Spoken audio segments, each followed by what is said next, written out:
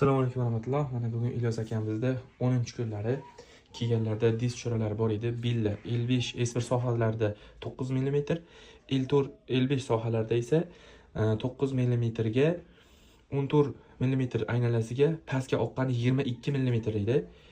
Uzr kesilsiz operatsiya deyilganda sekverlangan diz cho'rasi edi. Xudo xolasa mana qo'yardi va bo'yin sohalarida esa osteoxondrozlari va ikki yelkaga qotib og'riq berardi. Mana hozirgi kunga kelib bir 90% desa ham bo'lardi, og'riqlar qo'yargan. Ilyos aka, kiyganingizda qanday edingiz va hozir qanaqa bo'ldingiz? Alhamdulillah, yaxshiman. Kiyganda og'irroq edi, hozir yaxshiman, alhamdulillah. Necha foizga o'zgardingiz, xudo xolasa?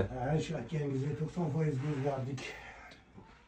Yaxshi tomonga 100% degan bo'ladi. Odamlar lecheniya davrida bir osonroq bo'ladi deb o'ylaydi-da, lekin normalni qiynaldingiz. O'zingizga mana sabr qilib, mana oxirgi kuni nima yaxshi natijaga chiqdingiz, xudo xolasa, to'g'rimi? Alhamdulillah. Rozimisiz? Rozimiz, o'zingiz mehnatingizga rozi bo'ling, Alloh rozi bo'lsin. Xo'p, lekin xizmatlar kelaversa, aloqaga chiqasizlar.